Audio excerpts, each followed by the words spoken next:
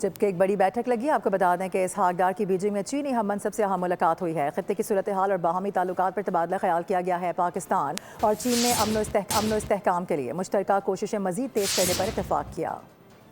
دونوں ممالک نے مغربی ایشیا کی صورتحال پر گہری تشویش کا اظہار کیا. امن کے قیام اور جنگ بندی کے لیے سفارتی کوششوں پر زور دیا گیا.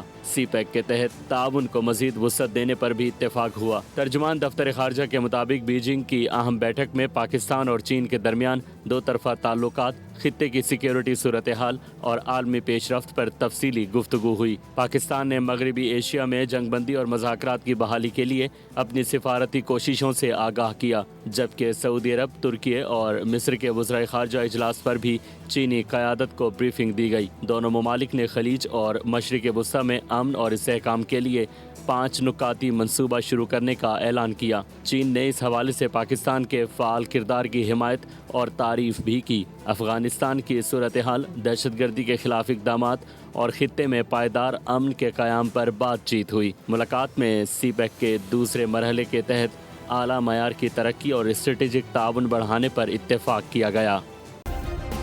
سبسکرائب کریں اور بیل دبائیں تاکہ کوئی خبر رہ نہ جائے.